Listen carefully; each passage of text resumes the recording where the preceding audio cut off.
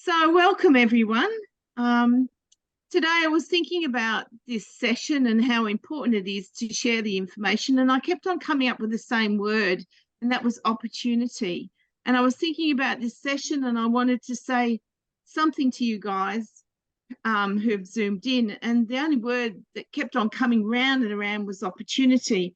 So opportunity to hear firsthand about the next steps in regionalisations, particularly for clubs, and an opportunity to learn about how we can share the information with our club members. I think that's important, and the opportunity to decide how your club will fit in the new community model, and obviously the opportunity to keep connected with the clusters that you wish to stay close with, and the opportunity to create a new Australian model of Rotary.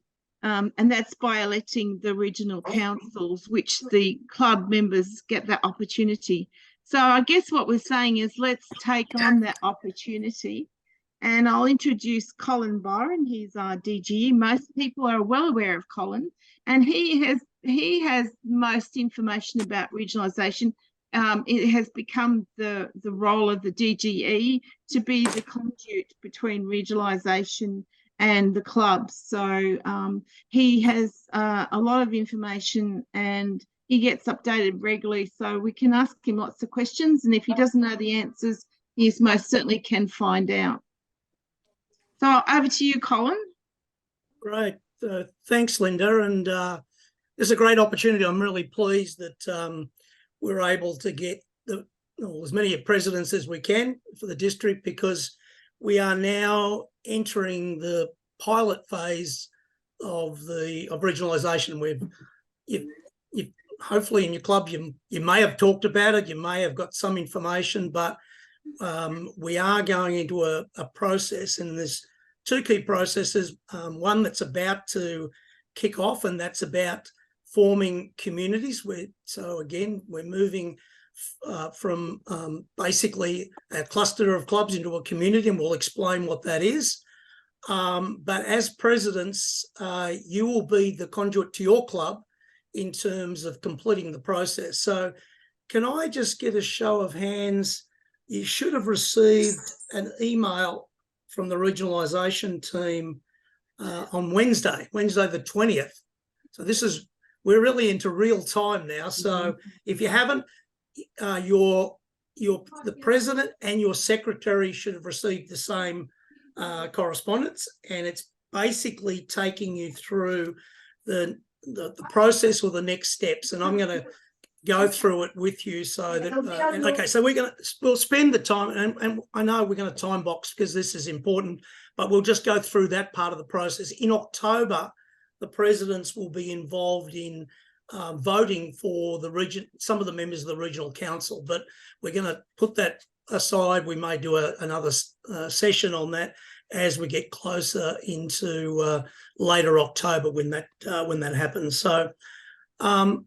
So let me begin. And what I'm going to do before, you wouldn't believe this, I've got a slide set that was sent to me 30 minutes ago. So it's an updated version of the whole process in terms of communities. But I want to put it in context. I think it's really important that you understand why Rotary is going through this process. It's not something that Australia is doing on its own necessarily. It's actually coming from RI, Rotary International. And the district governors last week, we had the chance to have a hookup with a Zoom session with John Huco. So hopefully you all know who John Huco is. He's the Rotary General Secretary, or effectively the CEO. And he basically, again, very, very supportive of the processes we're going through. But there's now an acknowledgement that our model, our one-size model that we've been running with for 100 years, the club model that we've got, probably it's not fit for purpose. I mean, it's fit for purpose, but we're not attracting members. We're not using it to collaborate effectively. So there's really now a push for regional flexibility. So anybody that's worked for a large company knows that, if you're in a corporation, corporations regionalised because their customers are in country. We have to adapt to the needs of what the local environment is. Similarly, in Rotary, our communities are in country. So again, we've been working on this assumption that one size fits all, where we really need to localise and to do it, and that's why we're doing a pilot. So again, we don't have all the answers, but we're going to go through a process where we're going to look at some different models in terms of governance. So the way we're organised, our club model, and our operating model as well. So there's a lot of moving parts to this, but again, it's a pilot. So a pilot means that we're going to be testing it. And this goes for a couple of years, and hopefully what comes out the other end is something that we can really take to market in terms of some new models for Rotary and share that around other parts of the world. So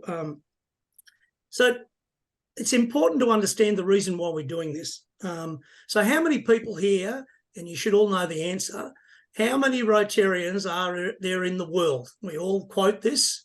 Who can tell me? What do we say? How many Rotarians do we have in the world? Does anybody know? 1.4. 1.4 mil. 1.4, yeah. That's The Rotaractors as well, but Rotaract. if you take the Rotaractors, it's always been 1.2 million. You know how long it's been 1.2 million? For the last 25 years. That's why we remember it. We can just say 1.2 and we're pretty much spot on. And the issue is that we've had flat growth. And the flat growth has really only been driven by some of the fast growing countries, like in the subcontinent, India, some of Southeast Asian countries, Korea, parts of Africa and Eastern Europe. The rest of the world in Rotary has not been growing. So we talk about the US hasn't been growing, the UK and Ireland hasn't been growing, and we are what we call Zone 8, and Zone 8 for us is Australia, New Zealand and the Pacific Islands. So, and again, there's been some sobering statistics, and some of you may have seen this, but over the last 10 years, our zone has dropped by 26%. So we've lost 26% of Rotarians over the last 10 years. And what's more concerning, in the last year, that's accelerated to be the biggest drop we've had. We've actually lost 5% in 1 year. So, and again, no districts have had positive growth. We've had less clubs, even though we've chartered some clubs. We've had clubs that have turned their charters in. In terms of big clubs, only 12% of clubs in Zone 8 have more than 40 members. 47%, nearly half, have fewer than 20 members, and we're probably talking about some clubs around the table. 12% have fewer than 10 members, and overall only 28% of clubs achieved net growth last year. So we are on a burning platform. We've got to do something differently. And that's why, again, regionalisation is a model that we are piloting and testing, and there's a lot of work. There's been a lot of work put into this, and we're about to launch this as well. Okay. One of the things that we will be looking at is there's a real push now to look at different types of club models. So not the traditional, dinner model, which most of our clubs are. We're looking at models because the analogy is that the public is not buying our product. And our product, we're a service organisation, is a club experience. We're attracting members in, but if again, they're buying membership into Rotary, again, lots of them have got ideas, and if their ideas are not being listened to, or they find that the club is not working on things that they want to see from their own particular perspective, they'll leave the club. So we need to start looking at different types of clubs. So we're going to see, and again, that was a real push by John Huco last week, and we're starting to see that. We're looking at clubs where to try to attract, and in the US and even in Australia now, we're seeing clubs like passport clubs, companion clubs, satellite clubs, service-only type clubs, cause-based clubs. So there's all kinds of variations. So again, that's something we need to consider as we launch into this pilot. So has everybody sort of got the? So again, I'm just setting the scene. So we're not doing this for the sake of doing it. We're doing it because we need to grow Rotary. Rotary is a membership organisation that does service. So the fewer members we have, the less service we can actually do. So we've got to attract more people to join Rotary. So this is, again, this pilot is an attempt to do that. So is there any questions on any of that? I know I'm sorry it's a little bit down. It's everybody okay? Everybody. All right. So what I'm going to do is going to switch gears, and we're going to talk a little bit about this message that the club presidents received on Wednesday and what the process will be so it's about forming communities. So let me just share my screen for a minute.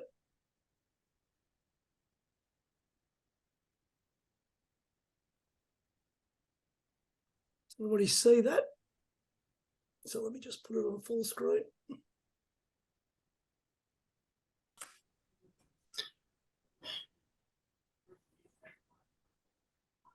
Oops, sorry.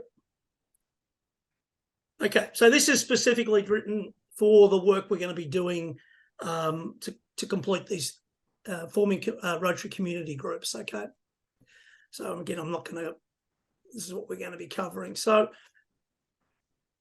again, some of you may have seen this, but the pilot is going to be bringing into play 3 types of new groupings. So if you see this slide, you can see in the centre of regionalisation and the new model, members and clubs they're basically in the centre. Okay, we are going to, and we'll talk a little bit about the new groupings, but we're going to have, once we establish communities, we're going to move to a model where we're going to the communities will appoint their own leader. So there'll be Rotary community leaders, and we'll talk a little bit about that. So their role really is to help facilitate the community, to ensure that the clubs are working together.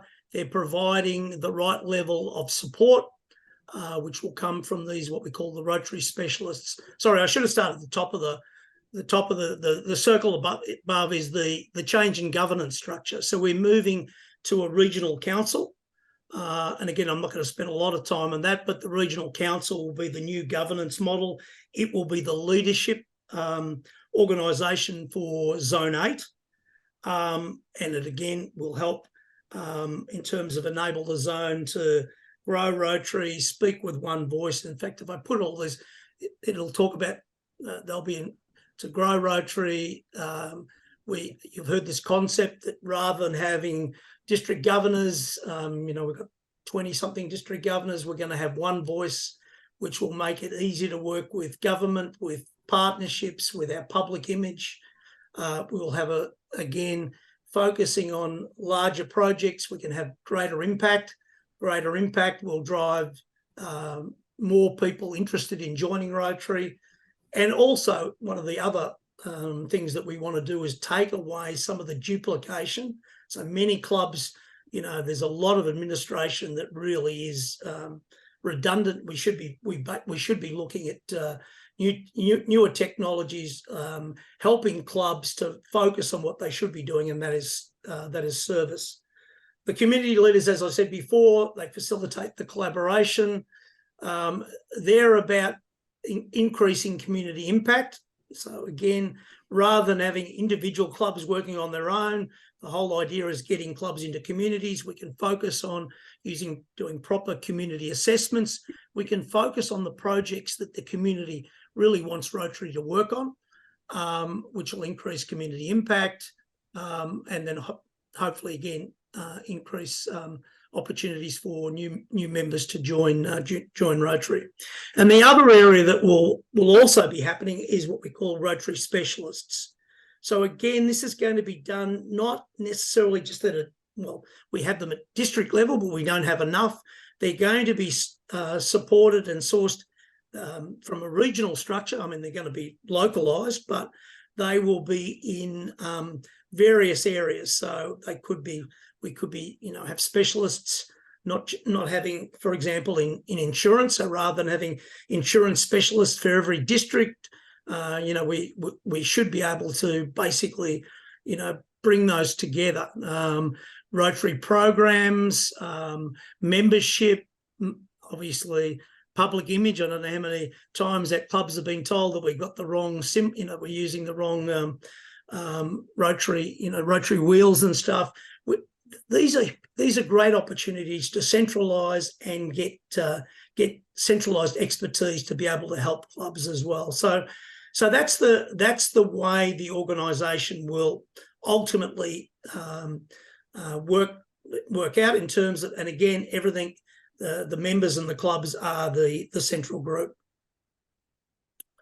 Okay, so what is going to happen? So you as a president and your secretary will be going through a process, and I'm going to bring up. I've actually got. There's a questionnaire, so you'll be basically logging into a questionnaire, which will basically be you'll be answering it from your club perspective, and we'll be grouping it. So you'll have two preferences. You'll have your primary preference, and your primary preference will be the way you want to group, how your club wants to be grouped. Now, I would think, based in our district, the majority of our clubs will be grouped as we are today, geographic. So clubs, close together, well, they could be spread out, but basically a lot of our clubs will probably tick the box that they will continue to be geographic-based clubs, okay? We may have clubs that, in our district, we only have one e-club. So again, you can't have a community of one club, but again, if you're a particular type of club, an online club or a corporate club or a passport club, you may want to basically group yourselves. And again, it's based on commonality, okay? And you might have special features, and a special shared language, or you might be a specific cause club. And we don't, in both our districts, 98, 10 and 20, have specific cause clubs, okay? You'll be asked a question. There'll be a number of questions that you'll fill out. And again, this is not just you need to work with your club. You need to basically, again, have a session with your club to work through these questions and get, to get the club input. Again, I don't expect the president to answer all these clubs. It's important that you get your club involved in answering these questions. So again, we have clubs that meet so you'll be asked, do you meet in person? Do you meet online? Are you a hybrid club? And you'll have a choice if you want to change that or you want to continue that will be a question as well. And you'll also get a secondary grouping choice. Now, this is not compulsory. You don't have to fill this in, but you might have a particular interest. And I'll give you an example. I'm in the club that I'm, Greater Dandenong and Endeavour Hills. Again, I'm not speaking for the club, but it'll probably be a geographic-based club, but our club does disaster aid, which is a water-based project, okay? So it could very well be that we want a secondary grouping, that we want access to talk to other clubs. And again, because this survey will basically bring like-for-like clubs together, that won't be your primary grouping, but it'll be a grouping where within Zone 8 which clubs have, they've got a passion for whatever type of project. It might be youth, it might be environment, it could be diversity, equity, inclusion, all kinds of things. And again, that's something that you need to discuss with your club. But again, you're not going to be, your primary grouping is the grouping that will basically drive your community and your community leader. Okay, so but you do have an opportunity to pick a second choice. Now, each RCG, so another acronym for Rotary Community Group, will elect their own RCL, which is a Rotary Community Leader. And I'll go through the timeline. So this is not going to happen. We've got to get the communities formed first. So the first couple of months through October, potentially November, there'll be work on getting the communities properly organized, established, making sure we don't have, some communities too small or too big. So there'll be some work, and I'll go through that process in a minute. But then there'll be, again, a call for the communities to then nominate somebody that would be a candidate for a community leader. Okay, and again, I'm not going to go through it, but there's a job description, there's all that. It doesn't necessarily follow that the AG role. There's similarities, but they are different. Okay, so they are more about facilitation. They are more about mentoring, working to get resources. And AGs do this, but again, it's about providing the resources necessary for that community to be able to do the larger scale projects or whatever that happens to be. So there, and these community leaders will be specifically trained. So again, they're not just going to get, they'll basically, all the community leaders throughout Zone 8 will go through a training session early next year as well. Okay. So that's further down the track. So again, this is the call to action for you guys as presidents. You'll be given, and again in this email there is a club preference form, one preference form per club, not multiple. Okay, so once you complete it, that's your job is done. I'll go through the questions. It's basically a survey back end. So again, all it'll do its groupings and all that kind of stuff, and all that information will be fed back to the regionalisation team. And then what will happen is the regionalisation team will work with the district leaders. So we'll work with Linda, myself, to work out this is what the clubs have suggested. They want to be in a geographic. So we have, and what I like, we've actually we're about to go through a merger as well, but the merger has bulked us up. So we're now, instead of about 47 clubs in 9820, we're going to have about 80 clubs in total. And there's overlap. So there's going to be some clubs in 9810 and 9820 that will come together. So again, we've been looking at how we model that to see what kind of geographic, communities we can establish. Obviously, we also have Gippsland. Gippsland, to a large extent, will be based on local government areas. So we're probably not going to change too much, but we might tighten some of those definitions up, et cetera, et cetera. So that will be the next part of the process. So once all the clubs have completed their preference forms, they will all go through the process, and then they'll be discussed with the district governors and the district governor groups to be able to determine what is feasible.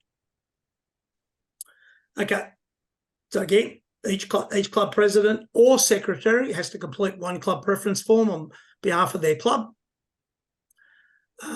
Big point. The club president or the board doesn't decide for the club.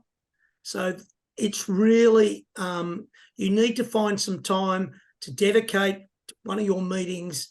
And again, send around the survey so that everybody has got it in front of them, and you can basically, you can brainstorm, you can discuss, and you can bring things out. So ultimately, whatever you finally determine should be the majority opinion of your club, okay? And that's what the next point says. Now, a couple of things that I want you... So in that email you received, and I don't know how many people have read the whole thing, it's a bit of a detailed one, they're going to be running some workshops. And I would suggest, as a president, you should basically register for one of the three. Just so happens the first one is this Sunday at 10 o'clock, Tuesday next week, and one on Friday next week. I don't know why they've got them all compressed, but so you've got one at 10, one at 6 p.m. and one at midday. My understanding is they will be workshops. So they'll have a whole series of presidents in there. You can basically, brainstorm, ask your questions, and hopefully you'll be in a much better position when you bring this up with your... I mean, the reason why we're doing it in the first week is it'll give you time then to internalise it and be able to discuss it with your clubs. So has anybody got any questions? I'm sorry, I'm sort of just rattling through this. Any questions on... Everybody shell-shocked, are they? There's a couple of questions in the chat, Colin. So going right back to one of your earliest mentions or comments, Luke Smeaton passed a comment in relation to club costs, fees and membership levies are impacting on his club's retention, attendance, buy-in and attraction. We need to seek younger members and need to be inclusive for others who are not financially healthy. So I don't know if you want to pass a comment on that now or a bit later on. And then there's another question from Jan in a minute. Okay. No, maybe so this is the question about, so what does it, how does it affect membership fees? Okay. I mean, again, clearly there's a business case, and the business case is at a zone level. It doesn't necessarily cascade down to districts and clubs, but the ultimate aim clearly, once we get more sophistication and getting some of the duplication out of clubs, we get clubs focused on what they should be doing. You would expect that that costs would come down. And one of the other clubs that's really interesting, and to attract younger members, there is a whole series of new club models. And I mean we've looked at sort of satellite clubs, but there's models where lots of younger members don't want to sit around and have a meal. They just want to basically go and do, different projects and stuff like that. So that they're called what they call a companion club. So it's one club with two potentially different start times. One club is your traditional club, but you attract some younger members that are more interested in not having to have a meal. And again, in the US, they've got these companion clubs, and they've actually driven the cost down because they don't have a lot of the on costs associated with a traditional club. And so there's all kinds of ways we could look at. But again, I can tell you, new clubs are going to be, again, something that we seriously need to take seriously and start to develop it. And in fact, at a regionalisation level, there is a number of different club models that we will be looking at, especially in our district, and how we bring those to pass. So, all right. So let me continue.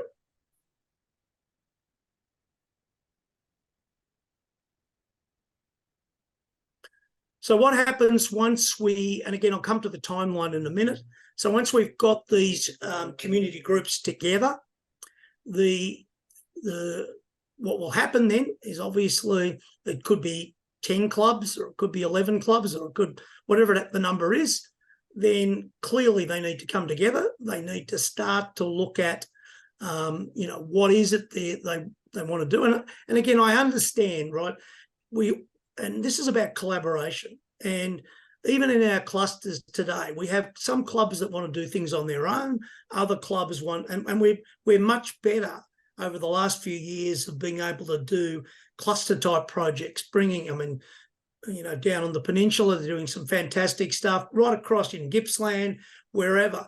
But we're always going to have some clubs that may not necessarily, you know, this is going to take time. This is not just going to happen overnight, but what we need to do is start that process of getting better collaboration. So when the groups come together, they're going to be looking at what kind of, you know, who they can get, what kind of leadership and support they'll need, how and when they'll meet, all of those kind of things. So not dissimilar to what a cluster does anyway. I mean, we have cluster meetings today, and those kind of discussions are happening. And then the process will be, once the cluster has got to, once the community has got together, then they will be looking for nominations. So this is not a decision of the district governor. The district governor was appointing AGs.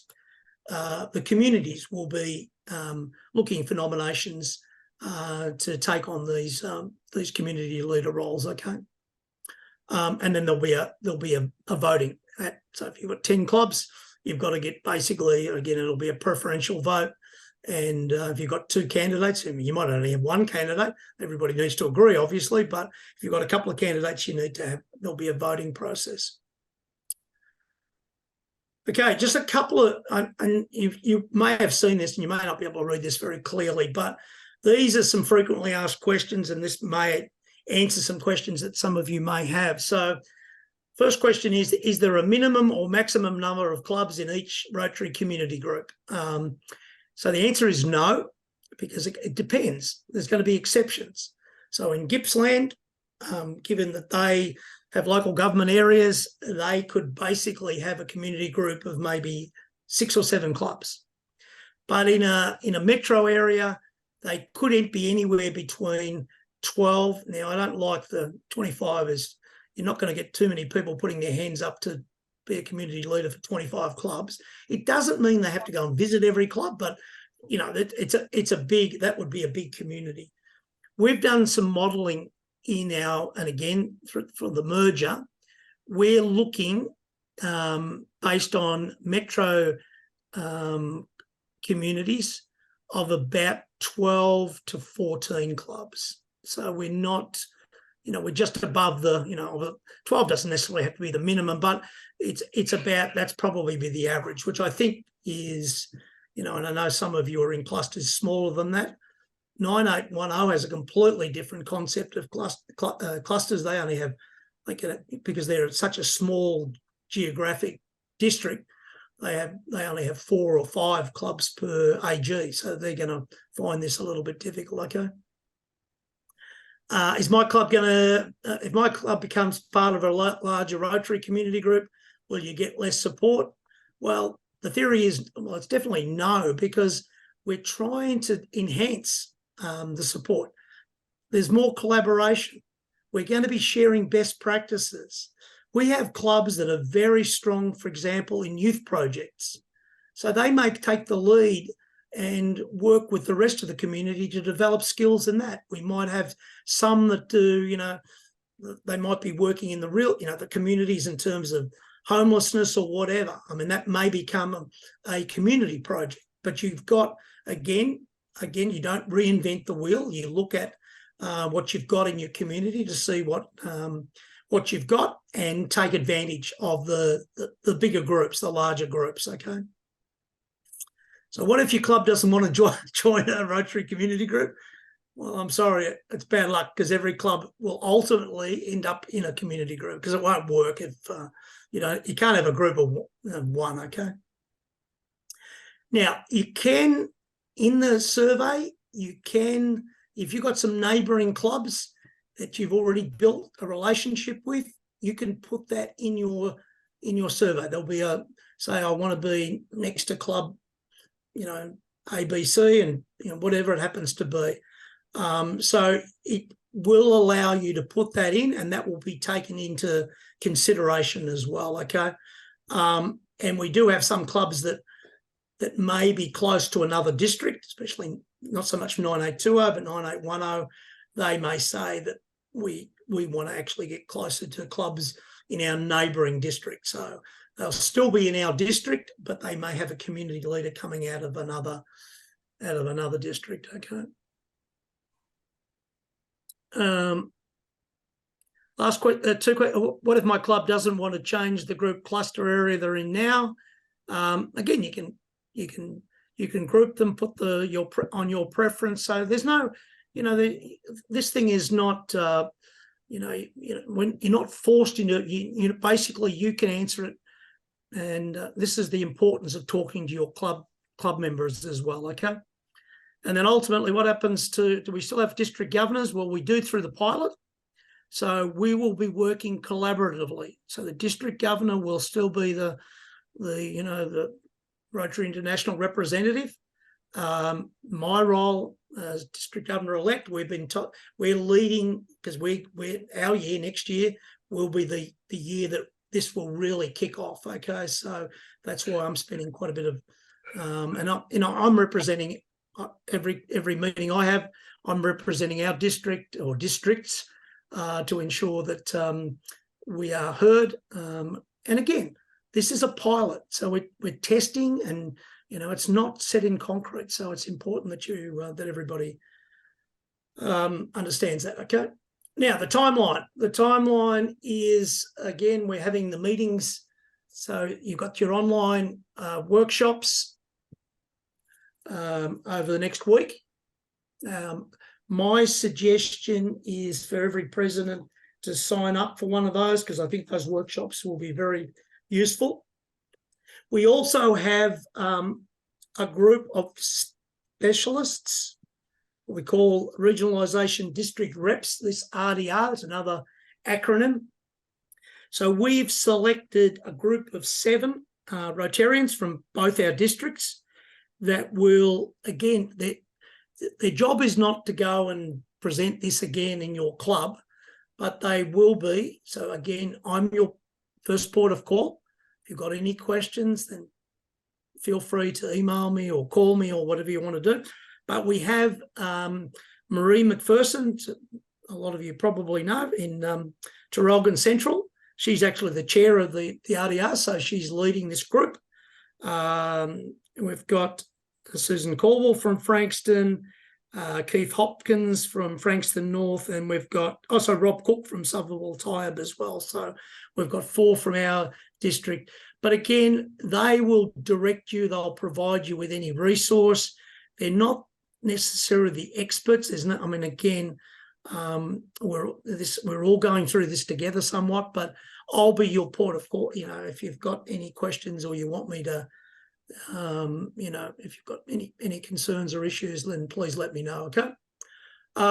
You'll have a period where you will discuss with so the month of October, you'll basically be organising to meet with your club to have the discussion.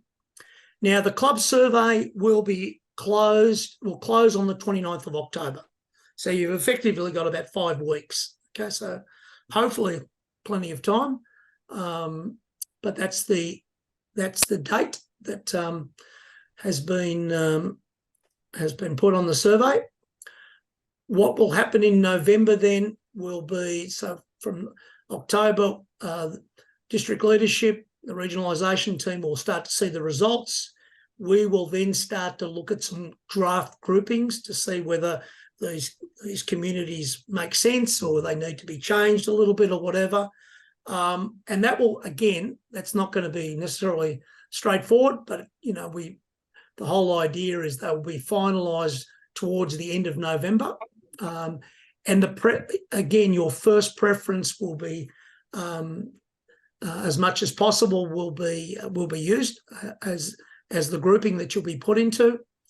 Now, this is getting a little bit, we're into the Christmas time. I don't know how this is going to work, but in December, theoretically, you're going to get your community groups together, have some initial meetings, and then the process will be that you'll be looking for potential candidates for your leaders. the nominations and elections will be held will be in February, March next year. And the reason why the timeline is such is that the communities will be in place by July next year. So not your Rotary year, but the next Rotary year. So your president-elect, okay? But and the leaders will be in place. So the AGs will complete for the end of Linda's year, and then basically the communities will be in place by the 1st of July. So that's the change. But these leaders need to be trained. So there needs to be some margin where they've got a month or so to be actually trained as community leaders, so that they don't just walk in and read their job description and then try to do the job as best they think it should be. It's going to be, there's going to be, they're talking again in the initial of about 100 community leaders throughout Zone 8. So it's a big number. So, and again, training will be one of those areas that will probably be regionalised, because every year, every district governor's got to come up with their PETS training. When we reinvent the wheel every year. It's pretty much, we have different speakers and stuff, but we've got to start to get more, some commonality and take it from there. Is there any question? I think that was there's one more slide, sorry. Oh, this is important too, and I really encourage you. This is the website, the Creating Tomorrow website. There's actually a Facebook page as well, but my suggestion is this is where you'll find all the information. So this is where everything is updated. It's been updated as of the last couple of days. So you'll find some of these PowerPoints that we're using, all that material. It's not too difficult, but you can work your way through it. But I would use this website just to, get yourself up to speed and get your club up to speed too. Please make sure that they're aware of the website as well. So that's a pretty important resource. Is there any questions? I know we want to try and keep this within. I wanted to go through the actual survey as well, so you can see what kind of questions. Is that useful? People find that useful? We still got everybody on the call, Mark, or are they all?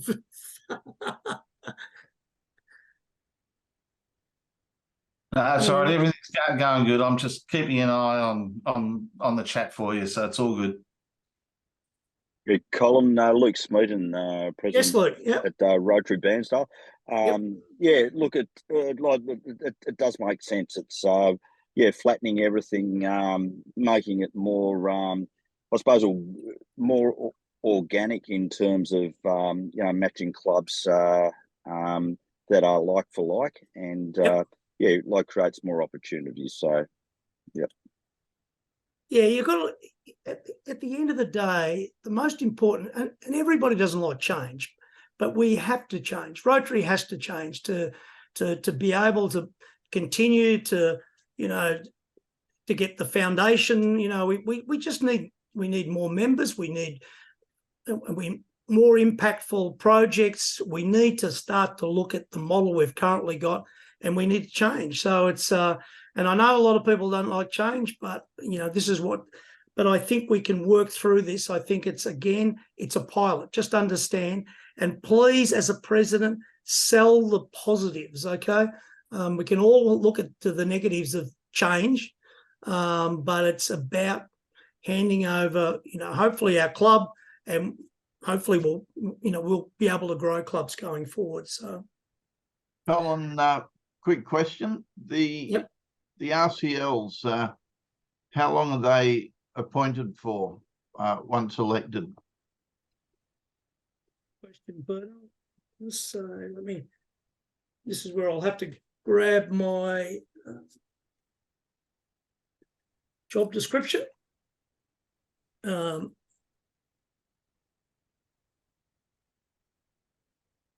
think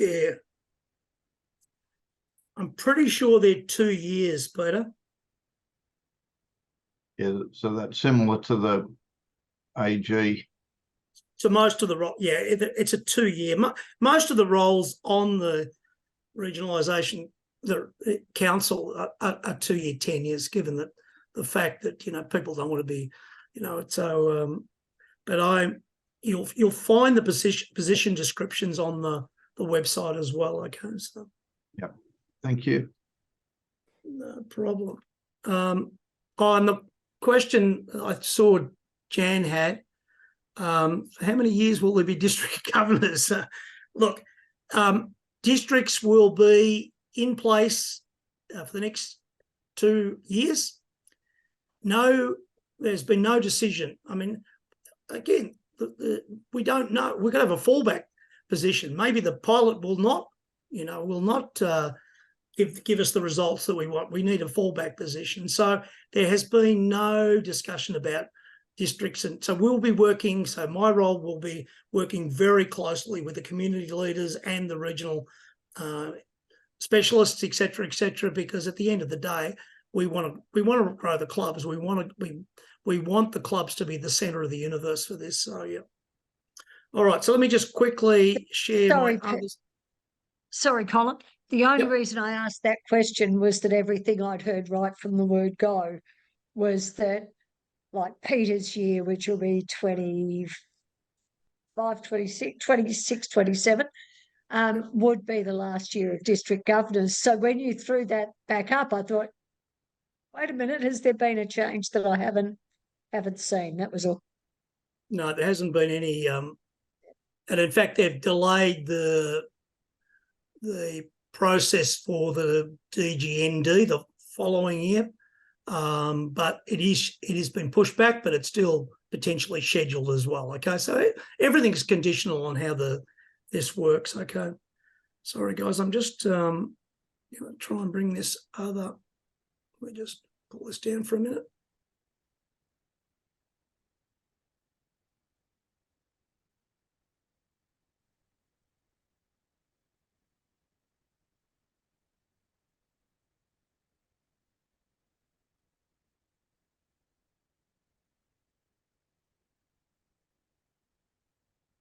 Ready to go. I had it all. Where did it go?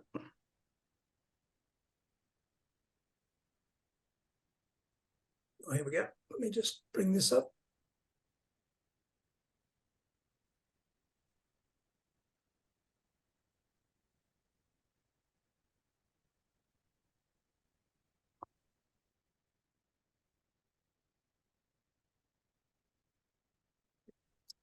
Okay, let me share this. Everybody see this? I'm not, again, I've covered all the top parts. I'm going to talk about the questions that you're going to be asked. So this is pretty much a click the box type. So for the presidents, so again, this is going to Rotary and Rotaract. So are you a Rotary club or Rotaract? The name of your club, obviously, what district you're in. So they're collecting this information because it will, again, this is the first time a survey has gone out to every club in Zone 8, so they can start. So they've actually added some additional questions, and I'll explain what they are in a minute. But what is your current format, in person, online, etc. What type of how would you describe your operating model? I mean, pretty much most of our clubs would be the traditional model. So you're ticking that box. You're a satellite club. Do you have a satellite club? Now, this is the interesting part. So, question 9. What areas? So this is where you put your second preference in. So have you got what areas your club is most passionate about? Sorry, no, this is just about your passion from your club. So again, this is really interesting because when it comes back to the community, we can actually compare. We have one club that really is looking at education, local economies, and youth, for example, and we might have another one. So again, so whilst this information is collected and it is just information, it's well worth filling in. Okay. They're asking you what you think your club's biggest strengths are. If you've got 3 strengths, you can put 3 in. So again, they're giving you a couple of examples here: diverse range of members, positive community, reputation, etc., etc. What are your biggest challenges? So again, this is the first time we've collected this systematically from clubs, so I think it's really well worth everybody filling in. What do you imagine your club could achieve with increased support and collaboration? So this is what you asked your club, okay? Ask your club members to share their ideas of how they could increase their community impact, attract members. This is the groupings now. So here's your primary grouping question. So if you're a geographic and the clubs would be spread over a relatively large distance or a short distance, you've got a cause base, as you got a common language. I think majority, again, would be picking out of the first 2, the geographic based responses. They're even asking you then, how often do you imagine your primary Rotary community group would meet? So again, you can, so will the community group only once or twice a year in person, annually? So again, they're just trying to collect some data in terms of, how frequently you would get your community groups together. It's not dissimilar to your cluster. I mean, clusters, I know that a lot of our AGs try to get clusters to meet on a quarterly basis or whatever it happens to be. Your secondary grouping. So this is where your secondary grouping is. Your club interested in being a secondary grouping, an online network with other clubs across Zone 8 based on a common interest. So again, I use the example, water-based projects. So it's a common interest. I'm looking potentially as a secondary grouping. Yep. So any other club that's got that kind of interest, then we could do that as well. Okay. You can nominate more than one interest in your secondary grouping. Again, I'm not going to read all the questions, and that's pretty much it. So it's basically a series of questions, but they're not overly difficult. But it's really important that you share it with your clubs, okay? Because it is a chance. Again, I know that most of you should have been doing this when you start. When you were doing your you're doing your plans and stuff. This is all stuff that a survey would bring out from your members anyway. So this is just basically another survey which gives you potentially more current information. So any questions on that? And that's the first. I literally saw this about 5 minutes ago, not 5 minutes, but 5 minutes before the session started. So that's how relatively this stuff is being sent down. So you'll be able to click on that, and that's what you'll be basically you'll be completing on behalf of your club. So Colin, just a question to both yourself and Linda. Yep. And Linda's obviously partway through the DG visits, so you're hearing a lot back from the clubs. You're finding, and again, we've been dealing with the merger and regionalisation in our 2 districts of 9820 and 10. What is the feedback you're getting? Is there a sense of apathy, or it is a tricky one because we're going out to the clubs and asking to make decisions, and the clubs will make decisions, but you may well find that initially there's a status quo, and then as time develops, I guess these community groups will potentially form and develop over the next couple of years. Peter, maybe I'll just go first quickly, because I've been really focusing, clearly because I'm in 982, I've been focusing on visiting 9810 clubs, so and getting there, testing the water with them and what have you. And I have, and again, there's a genuine interest in collaborating with clubs in our district in the same community. And I'll give you an example. The example was our club did a mental health forum last month, and it was done at a local school. We put out an invite to clubs, and we ended up having 8 or 9 clubs. Half of them were 9810 clubs. There was Noble Park Dingley, there was Rowville Listerfield, there was, so there, and to me, that demonstrates to me what a community can do, you know, that basically so again, we had great partnerships with lots of the mental health, you know, we had a whole lot of different, we had Rotaract clubs there as well. So we were able to build something bigger. And again, the school we did, they basically gave us the auditorium for nothing.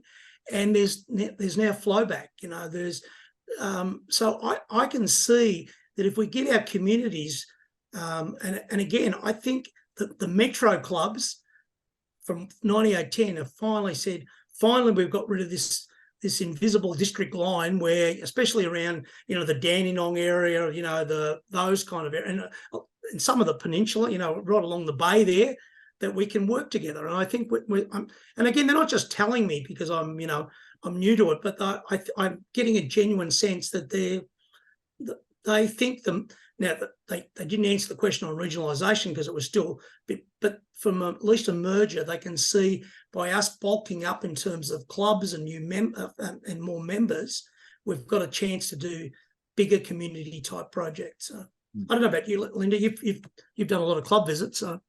Oh, I haven't done a lot of club visits, but I have managed to get around to quite a few clubs.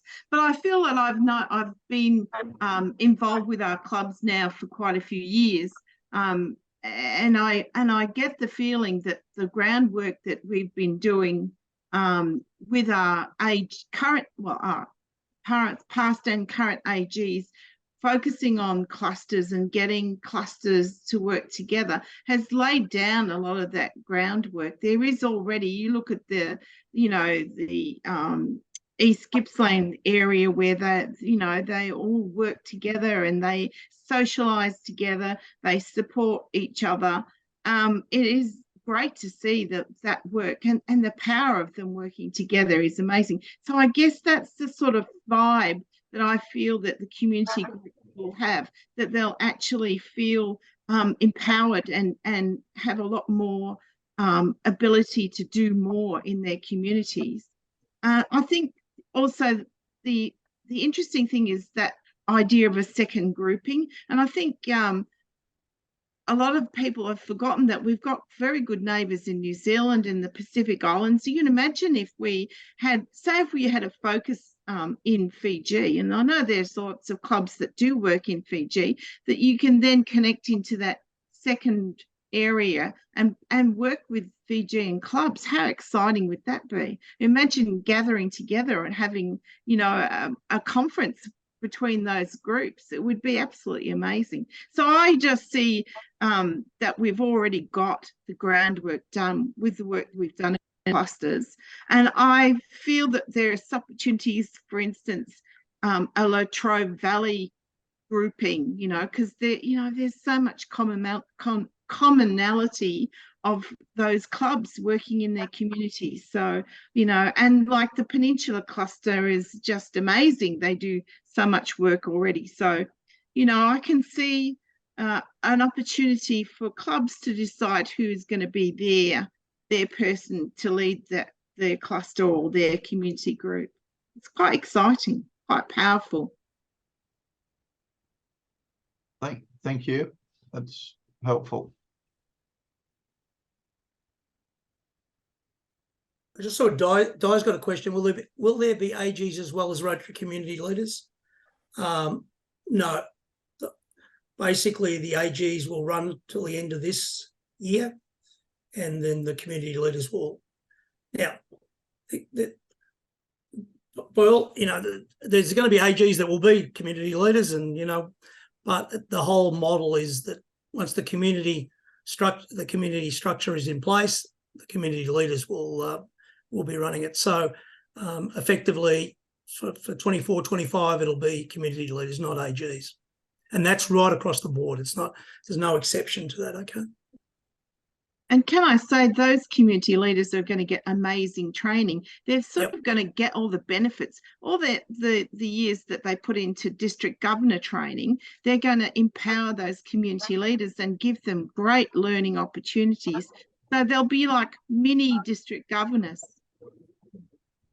And Colin, so to hog the questions, is there going to be a potential to form new community groups during the course of a Rotary year, or do you just set that and leave it for the year?